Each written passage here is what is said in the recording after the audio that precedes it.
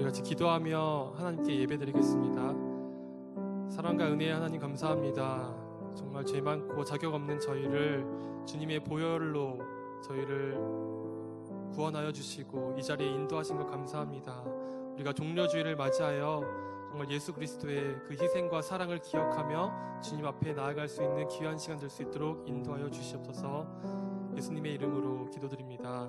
아멘. 우리 사도신경으로 우리 신앙을 고백하겠습니다. 나는 전능하신 아버지 하나님 천지의 창조주를 믿습니다. 나는 그의 유일하신 아들 우리 주 예수 그리스도를 믿습니다.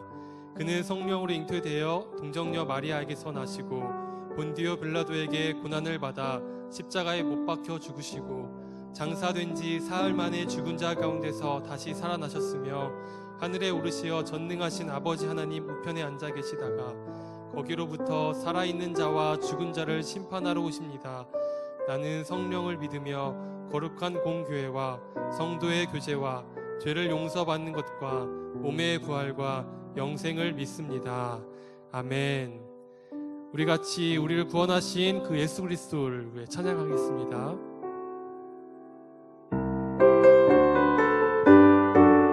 호산나 호산나 우리 같이 찬양합니다. 호산나 호산나 호산나 높은 곳에서 호산나 호산나 호산나 높은 곳에서 주의 이름 높여 다 찬양하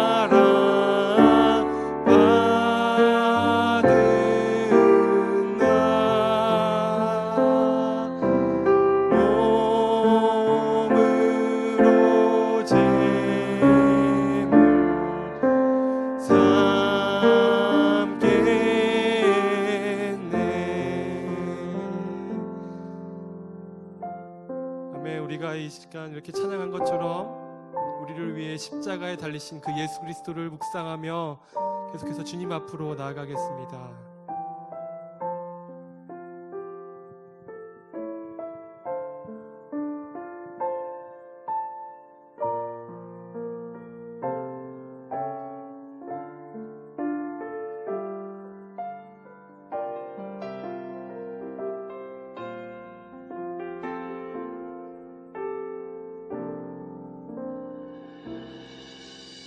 주 나의 모습 보네 상한 나의 맘 보시네 주 나의 눈물 안에 홀로 울던 맘 아시네 주 나의 모습 보네 상한 나의 맘 보시네 주 나의 눈물 안에 홀로 울던 맘 아시네 세상 소망 다 사라져가도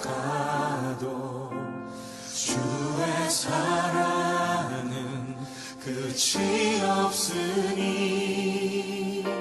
살아가는 이 모든 순간이 주의 힘을 나는 믿네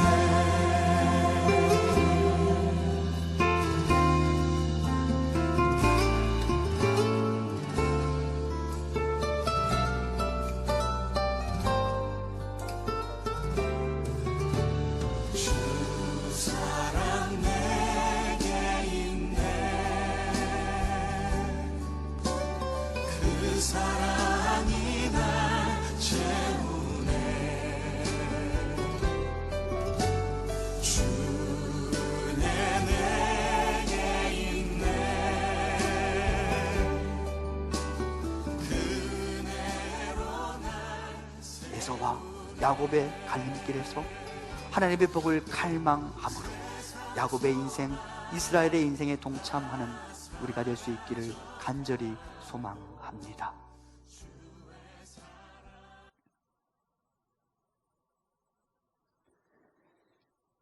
이 시간 교회 소식 나누도록 하겠습니다. 오늘 온라인으로 예배를 드리고 있는데요. 오늘 고난주간이 시작되는 종료 주일 예배를 우리가 드리고 있습니다. 이 주간이 지나고 나면 부활주일이고요.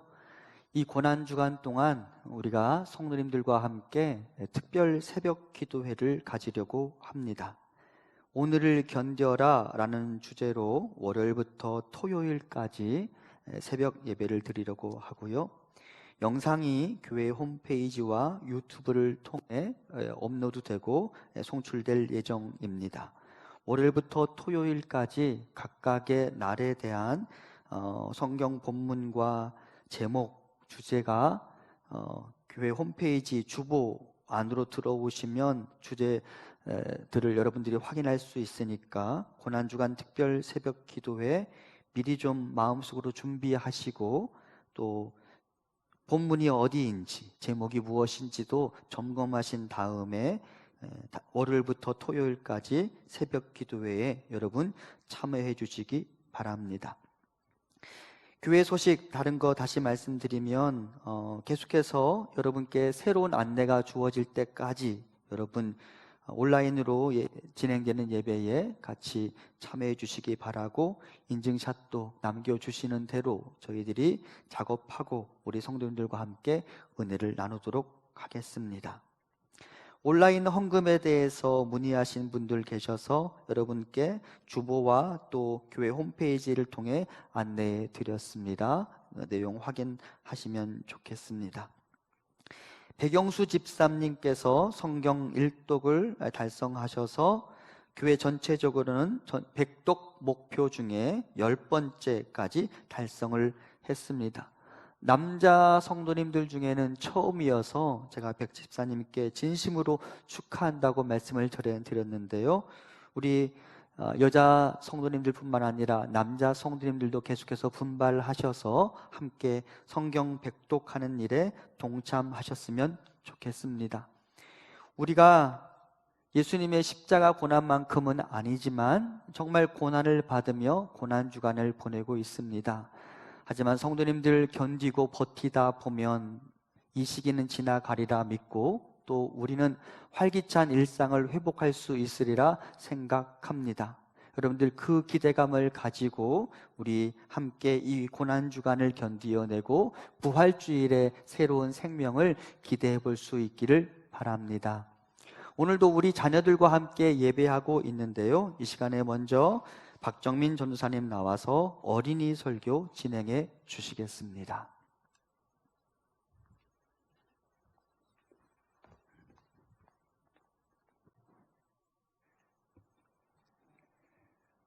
오늘 제목은 휘장을 찢으신 예수님이라는 내용이에요. 함께 우리 성경 말씀을 볼게요. 오늘 말씀은 요한복음 19장 28절에서 30절까지 말씀이에요. 표준 세번역으로 전사님이 읽을게요. 그 뒤에 예수께서는 모든 일이 이루어졌음을 아시고 성경 말씀을 이루시려고 목마르다 하고 말씀하셨다. 거기에 신 포도주가 가득 담긴 그릇이 있었는데 사람들은 해면을 그 신 포도주에 듬뿍 적셔서 히솝 풀 때에다가 깨어 예수의 입에 대었다. 예수께서 신 포도주를 드시고 다 이루었다 하고 말씀하신 뒤에 머리를 떨어뜨리시고 숨을 거두셨다. 옛날 이스라엘 사람들은 성전이라는 곳에서 기도하고 예배하며 하나님을 만났어요. 성전은 우리가 지금 예배 드리는 교회와 같은 곳이었어요. 그런데 성전과 교회가 조금 다른 점이 있는데 우리 친구들이 교회에서 가지 못한 곳은 없죠. 교육관이나 예배당이나 식당이나 어디든 우리 친구들은 교회에서 갈 수가 있어요. 하지만 성전은 성소와 지성소 이렇게 두 개로 나뉘어 있는데 지성소라는 곳은 아무 때나 아무나 갈 수 없고 정해진 날에 정해진 사람만 들어갈 수 있었어요. 성소와 지성소를 나눈 것이 바로 커튼 같은 이 휘장이라는 것이에요. 휘장 안으로 들어갈 수 있는 날은 1년에 딱 한 번, 대속 제일이라는 날에 모든 이스라엘 사람들을 대표해서 대제사장이 대표로 들어가서 우리 백성들의 잘못을 뉘우치는 시간을 가졌어요. 그런데 놀라운 일이 일어났어요. 저번 주에 우리 배웠죠? 예수님은 아무 죄도 없으신데 사람들에게 잡히시고 맞으시고 욕을 들으시며 십자가를 지고 언덕을 올라가야 하는 힘들고 어려운 일을 당하셨어요. 그리고 다른 죄인들과 같이 십자가에 달리셨어요. 그리고 군인들은 예수님의 겉옷과 속옷을 가져가서 자기들끼리 제비 뽑기 해서 나눠 가졌어요. 십자가에 달리신 예수님은 아프시고 목도 마르셨어요. 예수님은 내가 목마르다라고 말씀하셨는데 그때 사람들은 군인들이 음료수로 마시는 신 포도주를 스펀지 같은 것에 적셔서 예수님께 주었어요. 예수님은 신 포도주를 드신 후에 이렇게 외치셨어요. 다 이루었다.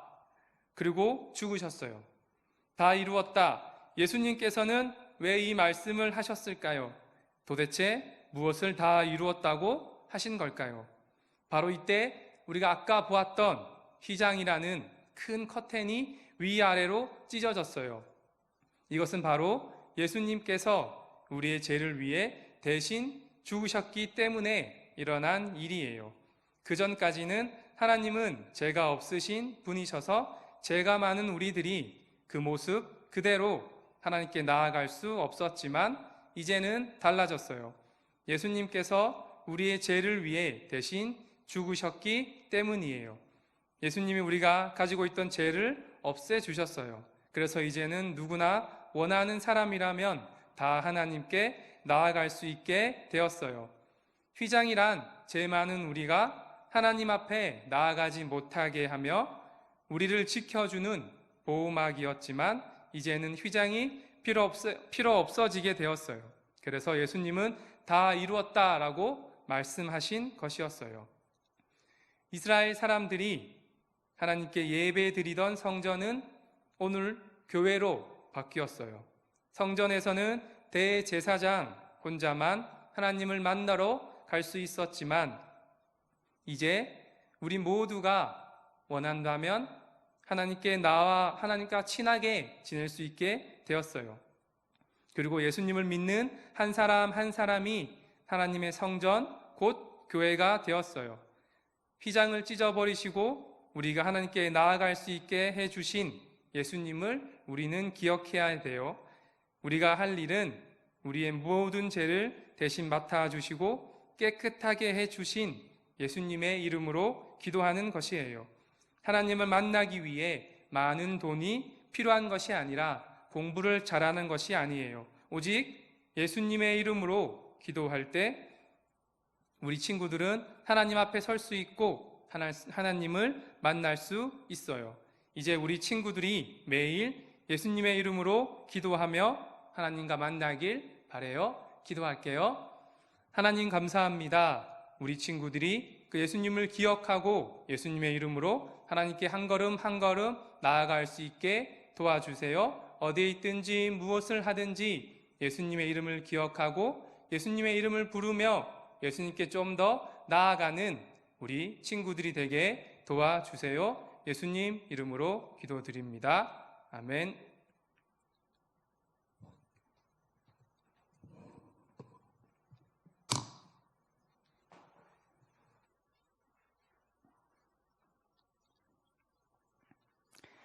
예, 이제 우리 청소년부 친구들 그리고 우리 성도님들과 함께 오늘 주신 하나님의 말씀 듣도록 하겠습니다. 하나님께서 오늘 우리에게 주시는 말씀은 요한계시록 2장 2절과 3절 말씀입니다.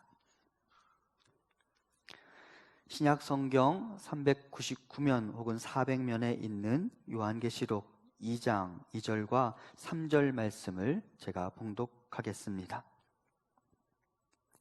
내가 내 행위와 수고와 내 인내를 알고 또 악한 자들을 용납하지 아니한 것과 자칭 사도라 하되 아닌 자들을 시험하여 그의 거짓된 것을 내가 드러낸 것과 또 내가 참고 내 이름을 위하여 견디고 게으르지 아니한 것을 아노라.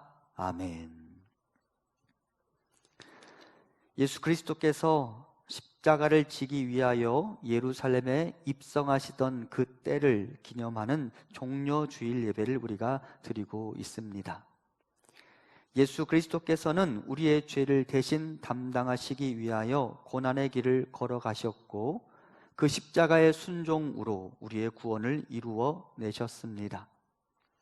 그리고 아버지 하나님께서는 고난과 순종의 길을 통과한 그 아들에게 영광의 왕관을 씌워주시고 하나님 보좌 우편에 그 아들을 위한 자리를 만들어 놓으셨습니다. 또한 우리가 잘 아는 것처럼 예수님의 뒤를 따라가는 모든 그리스도인들은 그분이 걸었던 고난의 길을 함께 걷고 그분이 받으신 영광의 면류관을 함께 누리는 자들입니다. 성도가 어떤 사람입니까? 사도 바울은 그리스도인의 정체성에 대해서 이렇게 이야기합니다. 로마서 말씀입니다. 자녀이면 또한 후사 곧 하나님의 후사요 그리스도와 함께한 후사니 우리가 그와 함께 영광을 받기 위하여 고난도 함께 받아야 될 것이니라. 아멘. 성도는 그리스도 그분처럼 하나님의 영광을 선물로 받게 될 사람들입니다. 하지만 성경은 말합니다. 그 영광을 위하여 모든 성도는 우리 주님처럼 고난도 함께 받아야 한다고. 이런 면에서 주님이 걸으신 고난의 길은 모든 그리스도인들이 앞으로 걸어가야 할 길을 예비해 주신 길이며 개척해 놓으신 길이라고 말할 수 있습니다. 하지만 우리는 믿음이라는 이유로 받는 고난을 쉽게 이해할 수 없고, 때로는 굳은 다짐을 하고 걸어가다가도 다시 넘어지고 흔들리고, 때로는 이 길을 포기하고 싶어 하기도 합니다. 예수님의 제자들도 똑같은 생각에 빠졌던 적이 있습니다. 이 길을 계속 걸어갈 수 있을까? 예수님은 부활하셔서 하늘로 승천하시는데 홀로 남겨진 우리는 믿음의 길을 제대로 걸어갈 수 있을까? 제자들이 이렇게 고민하고 있을 때 주님이 승천하시기 직전에 제자들에게 이렇게 말씀하셨습니다. 마태복음 28장 말씀입니다. 예수께서 나와 말씀하여 이르시되 하늘과 땅의 모든 권세를 내게 주셨으니 그러므로 너희는 가서 모든 민족을 제자로 삼아 아버지와 아들과 성령의 이름으로 세례를 베풀고 내가 너희에게 분부한 모든 것을 가르쳐 지키게 하라. 볼지어다 내가 세상 끝날까지 너희와 항상 함께 있으리라 하시니라. 아멘. 예수님은 홀로 남겨진 채 믿음의 길을 계속 걸어갈 수 있을지 스스로에 대해서 의심하고 불안해하는 제자들에게 말씀하셨습니다. 두려워하지 말라. 내가 너희와 항상 함께 있을 것이다. 그리고 제자들은 비록 눈에 보이지는 않았지만 마음으로는, 그리고 영적으로는 충분히 공감하고 느낄 수 있는 그분과의 동행과 함께 주님이 먼저 가신 고난의 길을 묵묵히 걸어갈 수 있었습니다. 고난주간을 시작하는 사랑하는 성도님들 중에도 믿음의 길을 잘 걸어갔으면 좋겠지만 이 길이 쉽지 않다고 느끼고 여전히 욱하고 솟아오르는 나의 옛 자아를 발견할 때마다 그것들을 꾹꾹 눌러보지만 쉽지 않다고 느껴지기도 하고, 믿음에 있어 회의를 느끼면서 좀 자유롭게 살았으면 좋겠다라고 생각하는 분들이 계신지도 모르겠습니다. 하지만 기억하십시오. 우리보다 먼저 고난의 길을 통과하셨고 지금은 그 길을 걷는 주의 자녀들과 동행하시며 응원하시는 우리 예수님이 우리에게 말씀하십니다. 두려워하지 말라. 내가 너와 함께 한단다. 어렵지만 계속해서 그 길을 걸어가 보자. 너는 잘 할 수 있어. 그리고 고난의 길의 마지막에서 너는 영광의 면류관을 얻게 될 거야. 사랑하는 성도 여러분, 고난주간은 우리 주님의 고난의 길을 묵상하고 그 의미를 깨닫고 그분의 희생과 사랑에 감사하는 주간입니다. 하지만 거기에서 멈추어서는 안 됩니다. 고난주간을 보내며 우리는 우리가 지금 걷고 있는 길이 고난의 길인지를 묵상해 보고 주님이 개척해 놓으신 길의 뒤를 따라가리라 다짐할 수 있어야 합니다. 그것이 주님 십자가 이후 2000년이 지난 오늘 우리가 기억해야 할 종려주일의 메시지입니다. 이와 같은 사실을 묵상하기 위해 우리는 오늘을 포함하여 다음 부활주일에 이르기까지 요한계시록에 등장하는 소아시아 7교회에 대한 하나님의 편지를 묵상하면서 고난 중에 있는 성도들, 의심과 불안과 갈등 속에 있는 우리가 어떻게 하면 계속해서 이 길을 걸어갈 수 있을지 살펴보고 주님의 제자로서 주님의 뒤를 따라가는 일에 힘을 더하는 시간을 갖고자 합니다. 먼저 고난과 핍박 속에서 배교의 위험에 처해 있는 소아시아의 7교회들을 향한 하나님의 메시지가 사도 요한을 통해 전달되었습니다.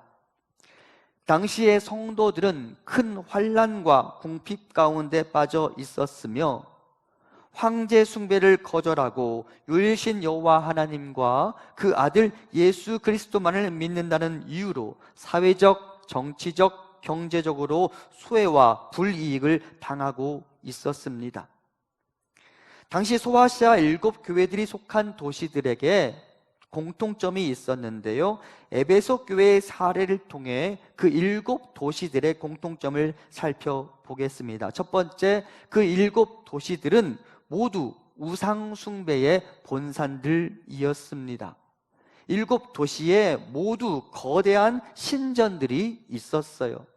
특히 에베소 교회의 사례를 보면 에베소라는 도시 안에 큰 아데미의 신전이 있었습니다. 사도 바울이 에베소 교회에서 사역하면서 그 아데미의 신전을 보고 이렇게 말했어요. 크다 에베소 사람의 아데미여. 엄청난 규모의 신전들이 그 7도시들의 위치에 있었고 때문에 그 7도시에 있는 사람들은 모두가 다 신전을 방문하여 신에게, 그들의 신에게 예배하고 그 신을 숭배하는 일에 익숙한 사람들이었습니다. 그래서 그 도시들은 모두 우상 숭배의 본산들이었다고 말할 수 있죠. 두 번째, 7도시들은 황제 숭배의 본산들이었습니다. 각각의 도시들에는 아데미의 신전과 같은 이방의 신전들 뿐만 아니라 황제를 위해 바쳐진 신전들이 즐비했습니다. 에베소의 경우만 보아도 에베소에는 당시의 황제, 요한계시록에 AD 95년경에 기록된 것으로 알려져 있는데요, 당시의 황제였던 도미티안을 위해 바쳐진 신전이 에베소에 있었다고 합니다. 그래서 그 황제 숭배의 본산들에 있었던 이 7도시들은 모두 황제 숭배를 요구받았습니다. 따라서 소아시아 7교회는 다음과 같은 고난을 받고 있었다고 정리해 볼 수 있는데요. 첫 번째, 우상 숭배의 유혹을 받았습니다. 특히 교회 공동체 안으로 타협적 신앙을 가진 사람들이 흘러들어와서 성도들의 신앙의 순수성을 깨뜨리고 있었습니다. 두 번째, 황제 숭배가 강요되지만 그 황제 숭배의 요구에 응하지 않음으로 말미암아 초대교회 성도들은 당시에 경제적인 이득을 취하며 살아가기 위해 필수적으로 가입해 있어야 했던 길드라는 상업 조직으로부터 소외되기 시작했습니다. 그래서 크리스찬이라는 이유로 초대교회 7교회들은 정치, 경제, 사회로부터 소외를 받을 수밖에 없었습니다. 그리고 하나님은 그와 같은 고난을 당하는 자들에게 편지를 보내십니다. 그것이 요한계시록 2장과 3장 사이에 기록되어 있죠.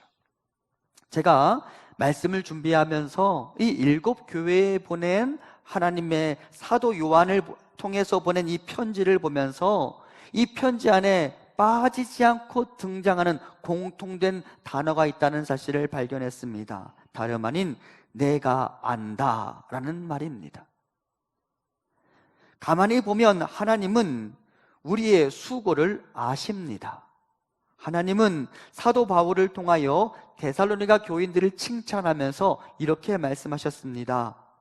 너희의 믿음의 역사와 사랑의 수고와 우리 주 예수 그리스도에 대한 소망의 인내를 우리 하나님 아버지 앞에서 끊임없이 기억함이니. 하나님께서 데살로니가 교회 성도들의 믿음의 역사와 사랑의 수고와 소망의 인내, 즉 믿음대로 사느라 그들이 겪었던 모든 고충과 수고들을 다 기억하신다라고 말씀하십니다. 여러분, 하나님은 우리의 수고를 아십니다. 특별히 그분은 우리의 믿음이 갈등을 일으킬 수도 있다는 사실도 아십니다. 우리가 하나님을 잘 믿어보고 싶지만 그 믿음이 흔들릴 수 있다는 사실도 아십니다. 하나님께서 아브라함의 믿음을 칭찬하시는 장면이 있는데요, 그 아브라함의 믿음에 대해서 하나님 이렇게 말씀하십니다. 로마서 말씀인데요, 아브라함이 바랄 수 없는 중에 바라고 믿었으니 라고 이야기합니다. 여기서 좀 주목할 부분은 바랄 수 없는 중에 믿었다라고 하나님이 아브라함의 믿음을 칭찬하신다는 점입니다. 무슨 말입니까? 아브라함이 하나님을 믿었어요. 그런데 그 아브라함이 하나님을 믿는 그 상황에 대해서 하나님이 지금 뭐라고 말씀하시냐면 바랄 수 없는 중에 내 아들이 나를 믿었다라고 말씀하십니다. 하나님은 믿음이라는 단어가 말도 안 되는 상황 속에서도 하나님을 붙잡는 행위라고 규정하신 것입니다. 그러니까 아브라함이 말도 안 되는 상황에서도 하나님을 붙잡고 있다라고 말씀하시며 그의 믿음을 칭찬하신 것입니다.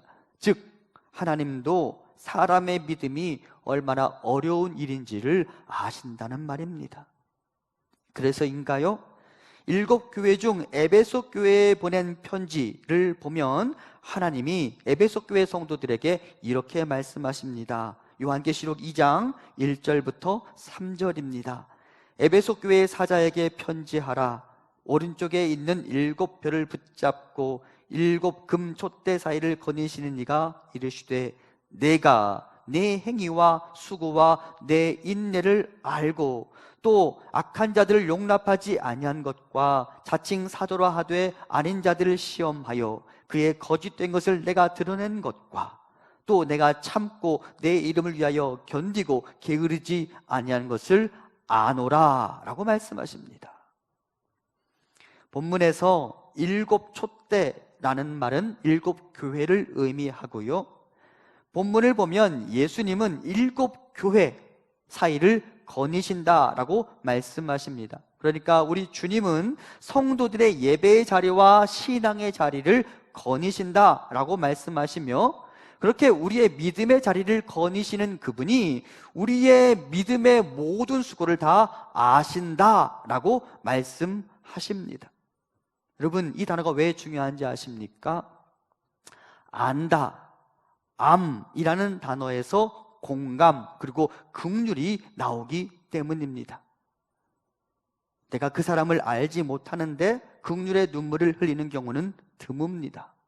내가 그 사람을 알아야 그 사람에 대한 긍휼의 마음이 샘솟는 것입니다. 그런 면에서 우리 하나님은 우리에게 있어서 최고의 중보자의 자격을 갖추고 계신 분이시죠. 그분이 나를 아십니다. 너무도 잘 아십니다. 내 이름을 그분의 손바닥에 새기시고 나를 늘 바라보시며 내가 사는 성읍을 그분 바로 앞에 두고서 우리를 지켜보시는 분이시죠. 그분이 나를 아시는데 얼마나 잘 아시느냐?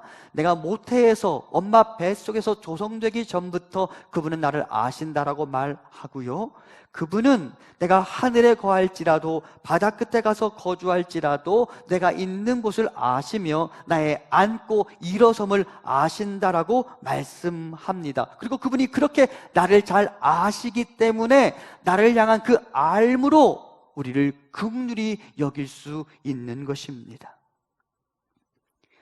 요즘 제 주변에 육체적으로 아파하는 분들이 계십니다. 우리 김영삼 장로님도 편찮으시고 저에게는 엄마와 다름없는 우리 이모님이 편찮으셔서 얼마 전에 정밀 검사차 서울로 올라오셨습니다. 두 분과 대화를 나누고 통화하면서 제가 얼마나 많이 울었는지 모릅니다. 제가 우리 장로님의 삶을 다 알지는 못하지만 하나는 압니다. 우리 장로님 정말 고생이 많으셨는데, 우리 이모님에 대해서는 제가 비교적 상세하게 압니다. 여러 고통을 겪으면서도 언제나 하나님을 믿는 믿음을 잘 유지하셨고 무엇보다 주변 사람들을 향한 사랑이 많은 분이십니다. 제 신대원 첫 학기 학비도 우리 이모님이 제공해 주셨어요. 그런데 제가 그 두 분을 아니까, 두 분이 아프다고 하니까 눈물이 쏟아지기 시작했습니다. 두 분의 마음이 얼마나 아플까, 그리고 얼마나 두려울까라는 생각과 함께 눈물을 흘릴 수밖에 없었습니다. 그분들을 아니까. 여러분, 긍휼은, 눈물의 중보는 알매서 시작됩니다. 하나님은 고난 중에 있는 성도들, 믿음의 길을 걸어가면서 갈등하는 성도들의 마음을 아십니다. 그래서 저는 위로가 되더라고요. 아, 내가 흔들릴 수 있다는 사실도 그분이 아시는구나. 내가 믿음의 길을 걸어가면서 겪는 갈등도 그분이 아시는구나. 그러니 그분이 나를 위해 지금도 중보하시고 나를 도우시겠지라는 믿음이 생기더라고요. 그러니까 위로가 되었어요. 며칠 전 책상과 서랍을 정리하면서 우리 성도님들이 저와 양육하면서 저에게 제출했던 독후감을 다시 찾아서 읽게 되었습니다. 성도님들이 Not a Fan 이라는 책을 읽고 독후감을 썼습니다. 그 책은 모든 그리스도인들이 겉으로는, 그리고 새해의 다짐으로는 그리스도의 제자가 되겠다고 나서지만 실상을 들여다보면 전혀 제자라는 단어와 어울리지 않는 삶을 살고 있다고 밝히며, 대부분의 그리스도인들은 변함없이 주님을 따르는 제자가 아닌 언제라도 마음이 바뀌면 주님 아닌 다른 것을 쫓아갈 수 있는 팬으로 살아가고 있다라고 지적합니다. 그래서 이 책을 읽는 독자들은 나 자신의 삶이 CCTV를 통해 다 드러나 버린 것처럼 부끄러움을 느끼고 내 믿음이 이것밖에 안 됐나? 라는 생각을 하면서 나의 믿음의 한계에 대한 인식 때문에 괴로워하곤 합니다. 저도 이 책을 읽으면서 똑같은 감정을 느꼈습니다. 그리고 저에게 독후감을 제출해 주신 우리 성도님들도 거의 유사한 반응을 보여주셨습니다. 그리고 제자가 되고 싶지만 온전한 제자가 될 수 없는 자신의 믿음의 한계 또한 고백해 주셨습니다. 제가 2주간의 이 독후감을 다시 읽으면서 이런 생각을 했습니다. 그래, 하나님 우리의 좌절을 다 아시는데, 하나님이 나를 잘 아시는데, 그럼에도 불구하고 하나님이 여전히 나를 안아주시고 여전히 나를 수용해 주신다면 이것이야말로 큰 힘이 되지 않는가라는 생각을 하게 되었습니다. 여러분, 그분이 나를 알고 계심에도 불구하고 여전히 나를 그분의 자녀라 불러주시고 여전히 나를 그분 품 안에 머물도록 하고 계십니다. 그분이 나를 알고 계심에도 불구하고, 그러니까 그분은 나를 알고 계시며 혹여 내가 그분이 원하는 길을 걷지 않는다 하여도, 거기에서 내가 갈등하고 좌절하며 넘어진다 하여도 나를 잘 아시는 그분은, 나의 연약한 기질을 잘 아시는 그분은 거기에서 나를 외면하지 않으시고 나에게 손 내미시며 일어나라 라고 말씀하여 주신다는 생각을 하게 되니까 제가 이 사실을 알게 되면서 얼마나 큰 위로를 받게 되었는지 모릅니다. 그분이 나를 아십니다. 그리고 그 알므로 나를 긍휼히 여기시며 내 옆을 지키시며 내 곁을 지켜주십니다. 똑같은 마음으로 똑같은 생각으로 주님은 초대교회 7교회 성도들에게도 말씀하십니다. 나는 너희들의 고통과 좌절 그리고 슬픔과 눈물을 안다. 그리고 너희들이 돌아가고 싶어 하며 믿음이 흔들리고 있다는 사실도 안다. 하지만 너희들이 다시 일어나고 다시 일어나면서 나의 뒤를 따라오려는 믿음의 노력을 기울이고 있다는 것도 안다.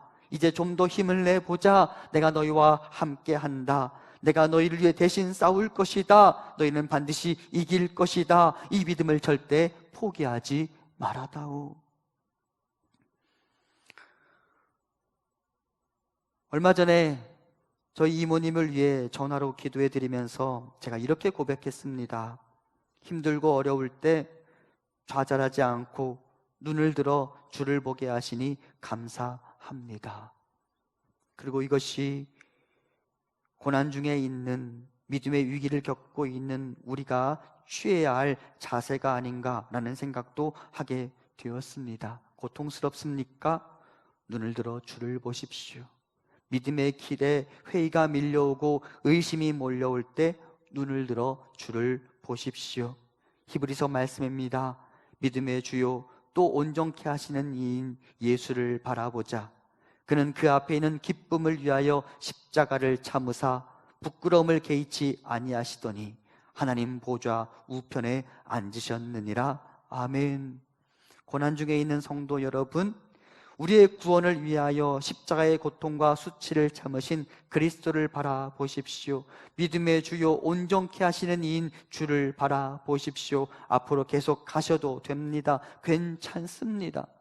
음침한 골짜기를 두려워하지 마십시오. 나를 가장 잘 아시는 분이 내 옆에 지팡이와 막대기를 들고 서 계시지 않습니까? 그분을 바라보십시오. 눈을 들어 그분을 보십시오. 나의 도움이 거기에서 올 것입니다. 고난의 길, 믿음의 길 포기하고 중단하고 싶습니까? 아닙니다. 계속해서 걸어 나가십시오. 나를 아시는 분의 도움을 의지하며 걸어 나가십시오. 나를 긍휼히 여기시는 분의 도움을 구하며 계속해서 걸어 나가십시오. 그렇게 영광의 주를 바라보며 십자가 위에 주를 바라보며 이 길을 걷는 사람들은 마침내 영광의 면류관을 얻게 될 것입니다. 주님은 지금 이 마음으로 초대교회 성도들에게 말씀을 전하고 계시는 것입니다. 내가 너희들의 고통을 안다. 하지만 그 고통 때문에 거기서 멈추어서는 안 되지 않겠느냐? 나와 함께 걸어나가 보자. 내가 너를 도울 것이다 라고 말씀하시죠. 그리고 믿음의 길을 계속 걸으라고 말씀하시죠. 오늘 우리에게도 이 말씀이 똑같이 들려지고 있다고 생각합니다. 사랑하는 성도 여러분, 나를 아시는 그분, 나를 이해하시는 그분을 바라보며 이 길을 걸어 나갈 수 있기를 바랍니다. 믿음에 있어서 흔들리지 아니하고 의심하지 아니하고 불안해하지 않고 염려하지 않고 계속해서 나에게 주어진 믿음의 길을 걸어가는 우리가 될 수 있기를 소망합니다. 이제 바로 그 하나님께서 성도들이 계속해서 믿음의 길을 걸어가기를 당부하시면서 견디고 이기는 믿음을 요구하십니다. 에베소 교회 성도들에게 우리 주님이 이렇게 말씀하십니다. 또 내가 참고 내 이름을 위하여 견디고 게으르지 아니한 것을 아노라. 그들이 잘 견뎠다라고 말하며 그들을 칭찬하는 것이죠. 이제 2장 7절입니다. 귀 있는 자는 성령이 교회들에게 하시는 말씀을 들을지어다.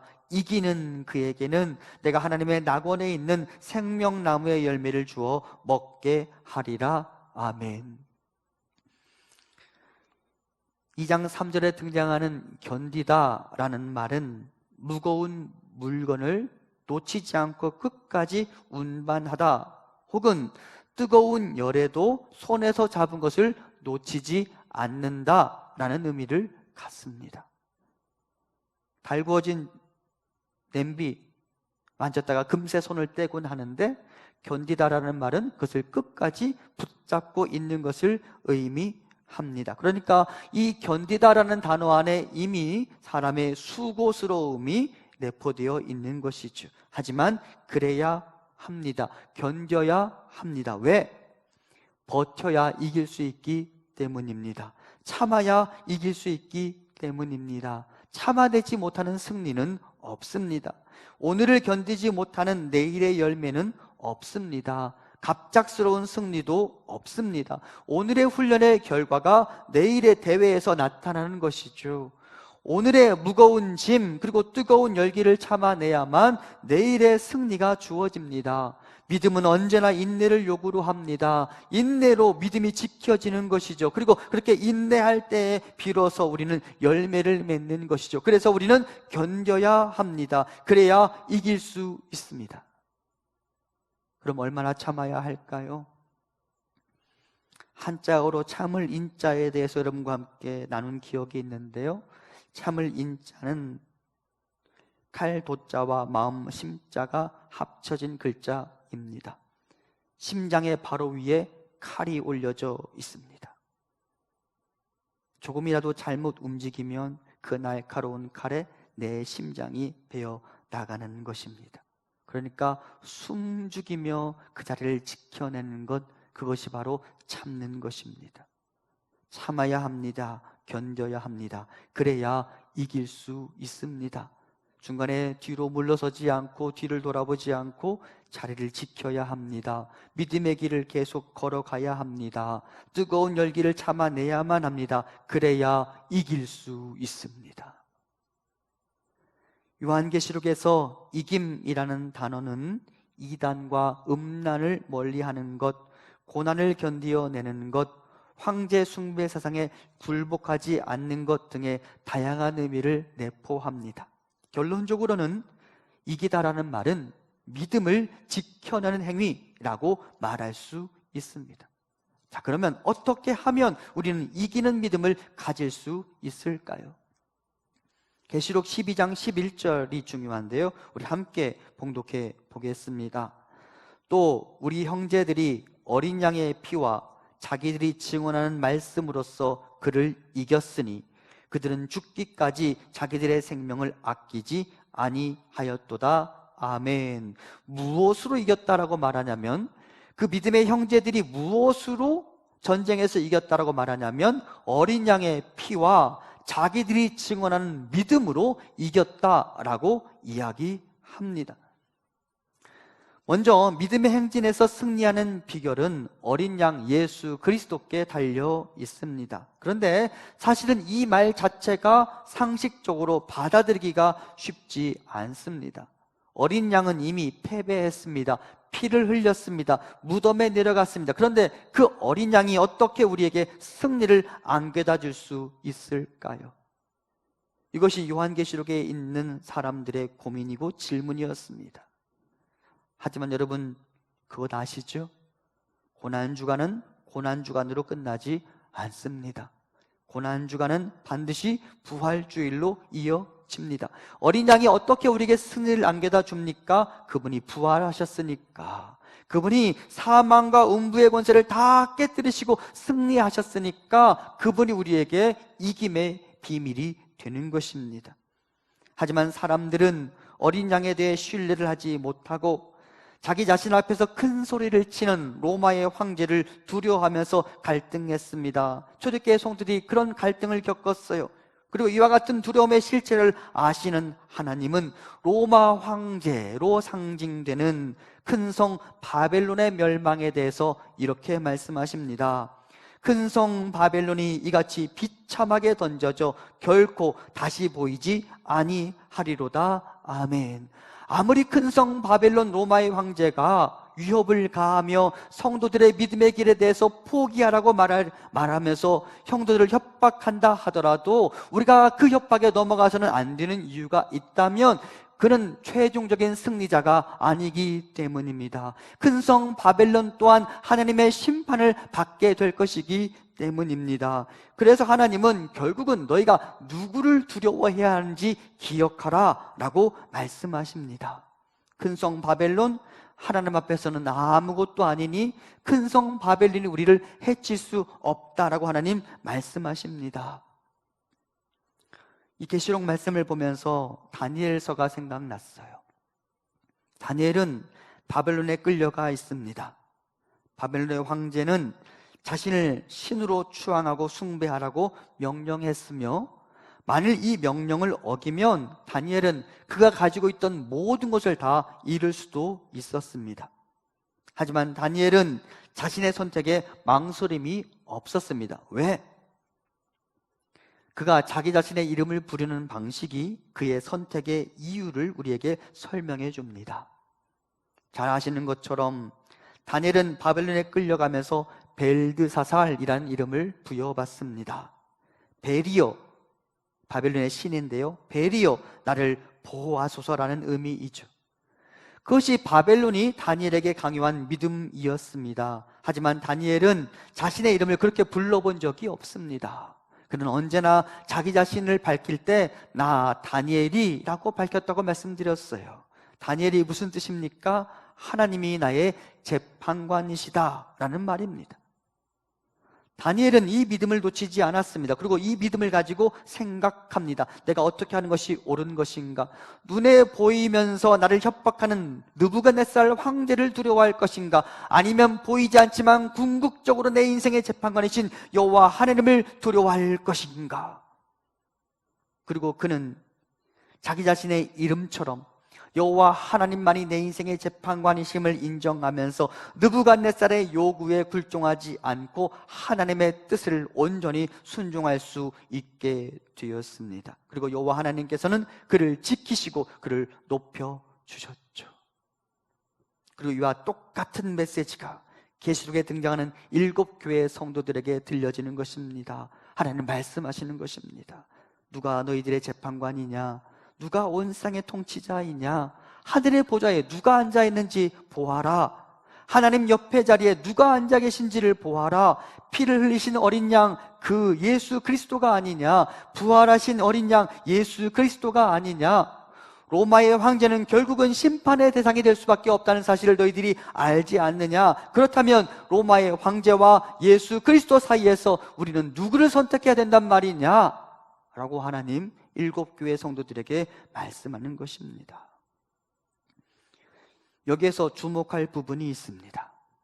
승리는 어린 양 예수 그리스도와 우리의 그분을 향한 고백, 즉 믿음이 결합되어서 우리에게 주어진다는 것입니다. 다시 한번 계시록 12장 11절을 봅니다.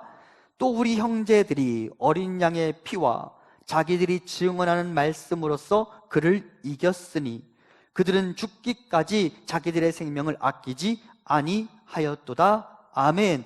어린 양의 피가 있습니다. 그것은 이미 이루어진 일입니다. 그런데 성도들이 그 어린 양의 피와 더불어 무엇을 가지고 이겼다라고 성경에 말하냐면 자기들이 증언하는 말씀으로 그들이 이기게 되었다라고 말합니다. 여기 말하는 자기들이 증언하는 말씀이란 예수 그리스도를 향한 신앙의 고백이라고 말할 수 있습니다. 다시 말씀드립니다.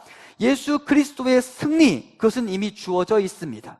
그것은 명백한 사실입니다. 하지만 그 명백한 사실이 바로 나를 위한 것이라는 사실을 믿고 그렇게 신앙을 고백하는 사람만이 최종적으로 이기는 믿음을 갖게 되는 것입니다. 그렇게 어린 양 예수 그리스도, 그분의 피가 나를 위해 흘려진 피라는 사실을 고백하고 인정하는 사람만이 이기는 사람의 복락에 참여하는 것입니다. 고난주간을 시작하는 성도 여러분, 앞으로도 주님의 제자로서 믿음의 길을 걸어가야 하는 성도 여러분, 지금 우리에게 필요한 것이 바로 이 믿음입니다. 그분이 나의 재판관이심을 믿는 믿음, 이 믿음을 가지고 견뎌야 합니다. 인내해야 합니다. 그러면 이기는 그 사람은 생명나무의 열매를 얻게 될 것입니다. 오늘 본문 7절입니다. 귀 있는 자는 성령이 교회들에게 하시는 말씀을 들을지어다. 이기는 그에게는 내가 하나님의 낙원에 있는 생명나무의 열매를 주어 먹게 하리라. 아멘. 이기는 사람은 하나님의 낙원에 있는 생명나무의 열매, 영생의 복에 참여하게 될 것입니다. 그분이 나의 재판관이시니 흔들려도 완전히 넘어지지 않으며 갈등 속에서도 완전히 뒤를 돌아보지 않으며 계속해서 견디며 믿음의 행진을 이어나가는 고난주간에 우리 성도님들 될 수 있기를 간절히 소망합니다. 상황에 따라, 형편에 따라 믿음의 자세를 바꾸지 않으며 묵묵히 나에게 주어진 길을 걸어가며 나를 아시는 그분의 긍휼과 자비를 구하며 나를 도와주시도록 간구하고 그분 주시는 힘으로 마지막 날 나의 재판관으로 오실 그 주님 재림의 날까지 믿음의 길을 걸어가는 우리가 되기를 소망합니다. 이 시간 함께 찬양하도록 하겠습니다. 환난과 핍박 중에도 믿음을 지켜낸 성도들의 믿음을 본받겠다라는 다짐으로 함께 찬양합니다.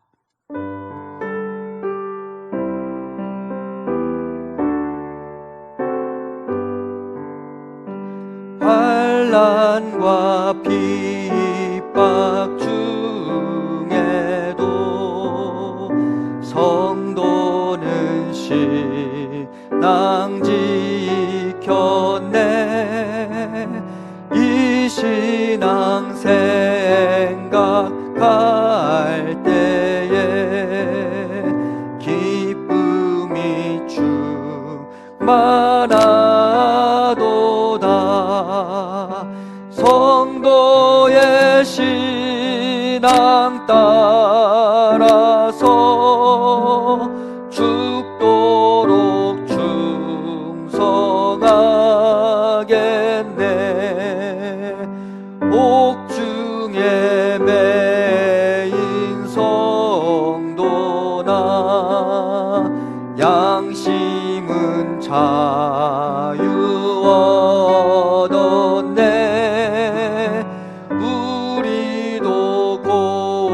고난받으면 죽어도 영광 되도다.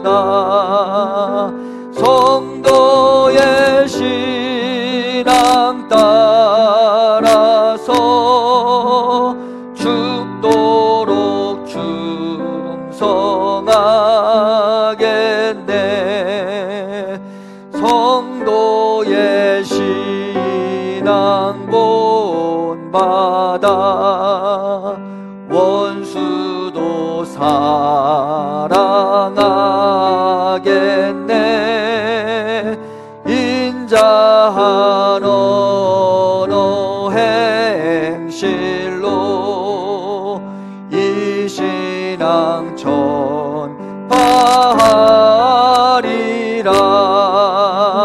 성도의 신앙 따라서 죽도록 충성하겠네.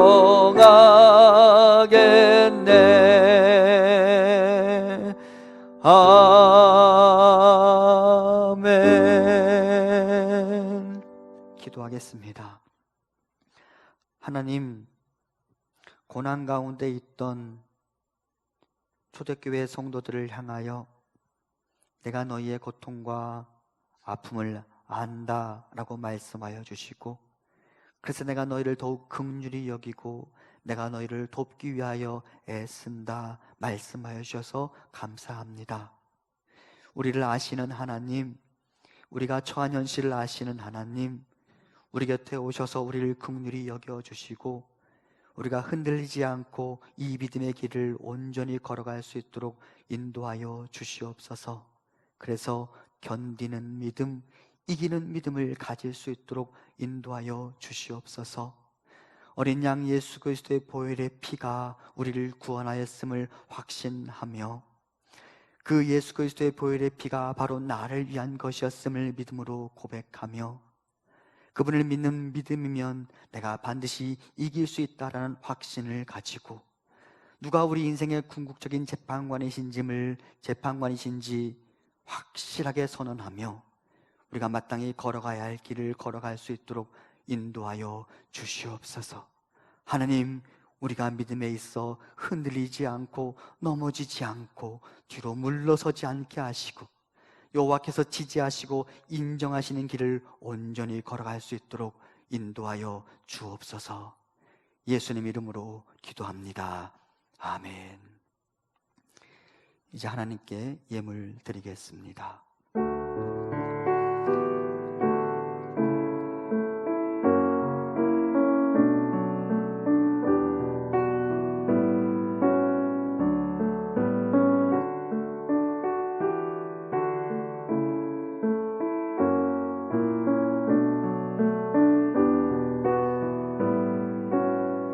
주께 드리네, 주께 드리네, 주께 드리네. 사랑하는 구주 앞에 모두 드리네.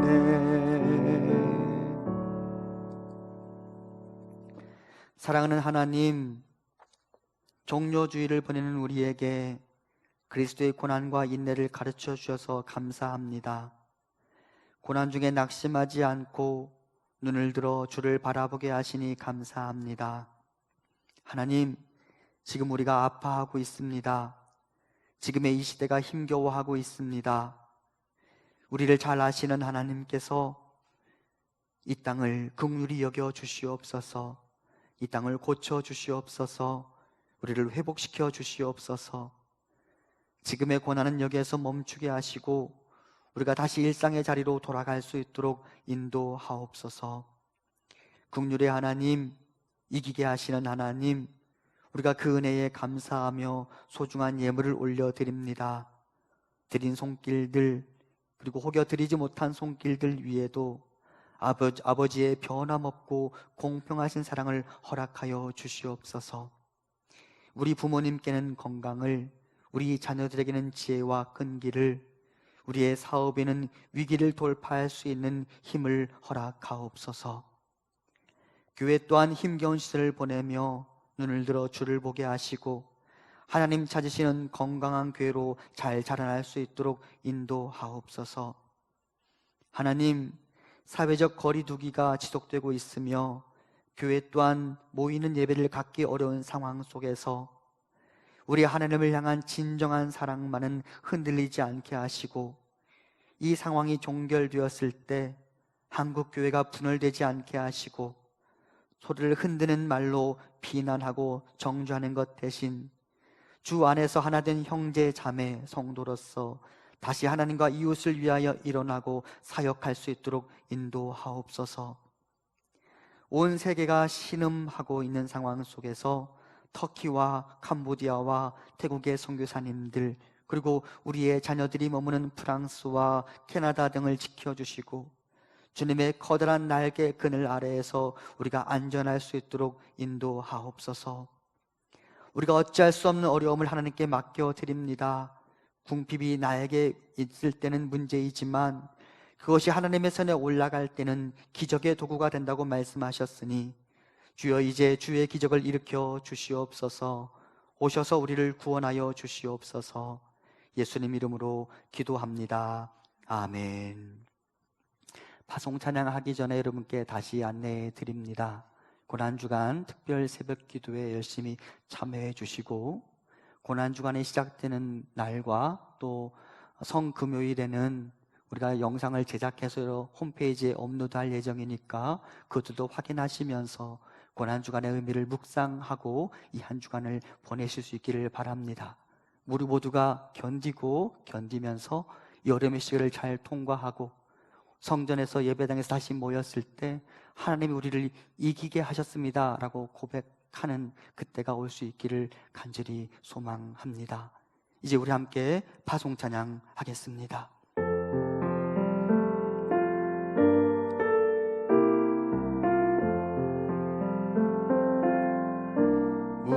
우리는 주의 백성이오니 그의 그 큰 이름 선포합니다. 이곳 어두운 세상에 빛으로 부르셨네. 주의 얼굴 구할 때 역사하소서.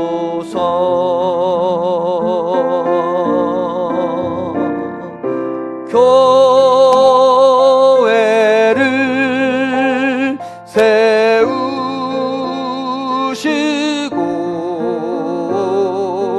이 땅 고쳐주소서.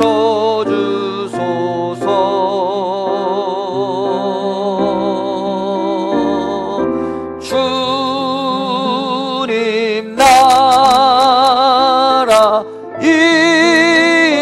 임하시고 주 뜻 이루어지이다.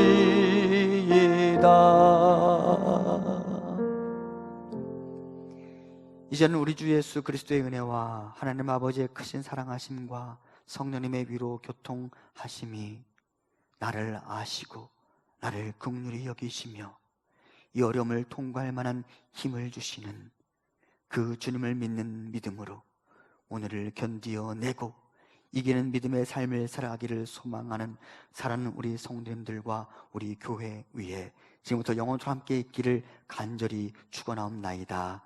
아멘.